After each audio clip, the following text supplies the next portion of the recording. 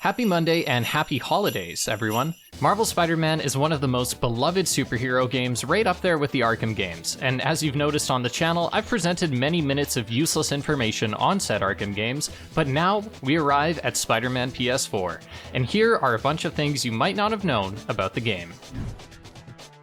When encountering the Sable enemies, they will fire rockets at you, and if heading into photo mode, we can see that these rockets are designed with killing spiders in mind. So, it's pretty common knowledge that a fan asked Insomniac to put a proposal in the game. However, did you know that the proposal actually went very poorly? There were reports all over the place from the man in question saying that his girlfriend left him for his brother, if you can believe that. And if you can, then don't.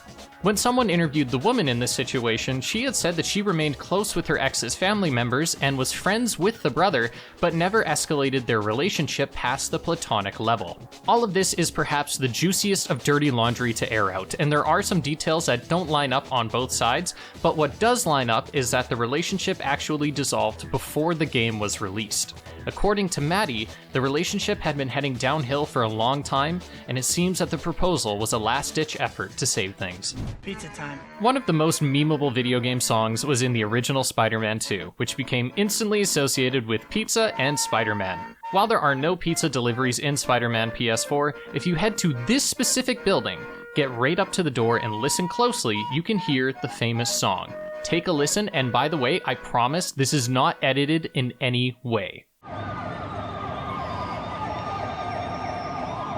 Meow. Keeping in line with Spider-Man 2 references, we can see that the fake Mysterio we encounter in this game might be a reference to the old Mysterio in more than one way. First, the House of Mirrors heavily resembles a similar set piece from Spider-Man 2, and both villains go down in just one hit, which, by the way, if you haven't played Spider-Man 2, is a hysterical moment. It's a little ridiculous that Peter has all of these backpacks lying around, but did you know that one of the backpacks actually references this? Peter mentions that the backpacks were part of a scholarship that he won thanks to the Fisk Foundation, which included a lifetime supply of them. When entering Otto's lab, you need to scan a keycard, and let me ask you, does this sound familiar? Okay, if not, maybe this will help. In the final moments of the Black Cat questline, we enter one of her stashes, and Peter mentions that one of the paintings was stolen from the Maggia crime family, which is, of course, a reference to the crime family in the City That Never Sleeps DLC. One of the episodes of the Just the Facts podcast will bring up the influx of villains since Spider-Man came onto the scene, mentioning Electro, maniacs who shoot electricity out of their eyes, Sandman, walking piles of sand, and of course, Nazis made of bees! Which is actually an obscure reference to a comic villain named Swarm, real name Fritz von Meyer. During our time as MJ at Grand Central Station, we can find an ad for Oscorp mentioning the word symbiosis. Not only is this reflective of the relationship between Peter and MJ in this mission, but it also hints as to what Oscorp's experimental cure for Harry might be. There's an obscure Deadpool reference in the game, a common collaborator of Spider-Man in the comics. When finding this backpack, we can see a bunch of potential mask designs. One of them looks a lot like Deadpool, and is promptly crossed out with the words "Grr" written next to it. Perhaps this is just a coincidence, but I think it's really cool that the suit you unlock at level 29 is the 2099 suit. You know? 29, like 2099. Also, the last suit you unlock is the Last Stand suit, as in the progression's last... Okay, I think I'm losing it a little bit here. So this one is admittedly more well known, but there is a comment after the opening of the game where Peter says he needs to repair his suit lest everyone see his 3 chest hairs. Kind of a throwaway line until you go into photo mode while wearing the undie suit and see that indeed he only has 3 chest hairs. In another backpack, we can find a wrestling ad that mentions Crusher Hogan, a notable character from the comics, but also, this ad mentions that they have to survive 3 minutes, similar to what happened with Bonesaw in the Raimi movies. And I love this because this is perhaps one of my most quoted lines in day-to-day use, the fucking, "I got you for 3 minutes! 3 minutes of playtime!" Okay, so this one might be a stretch, and it's when you place a waypoint. It's actually the same sound that plays when using the menu in Ultimate Alliance. The reason I say it's a stretch is because this is either an intentional nod, or they got the sound effects from some kind of asset bundle. It's like when this sound shows up in other games or even TV shows. In my head, it's the Bloodborne parry sound effect, but it's probably just a stock sound that's used everywhere. During our first mission as MJ, we can see some interesting Easter eggs, one of which is a box of cigars that came from Symkaria, a country that will obviously play a larger role as it's where Silver Sable is from. You can also find Fisk's original cane here and a cello named Vanessa.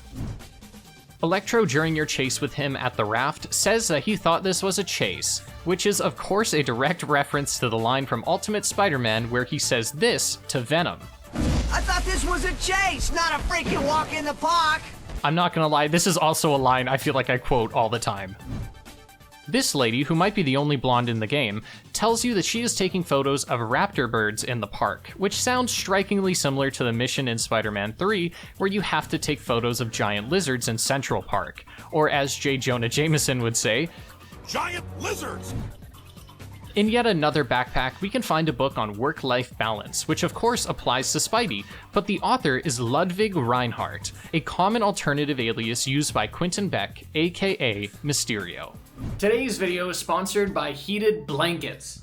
I bought one of these bad boys like 4 years ago or something like that, and it's the best investment I ever made. It was like $30 off of Amazon, and during the cold winter months, it's fantastic. Sometimes what I like to do is I like to lay it on the back of my chair, kind of like so, and then turn it on, and it's like you're sitting on a fucking heated seat. It's fantastic.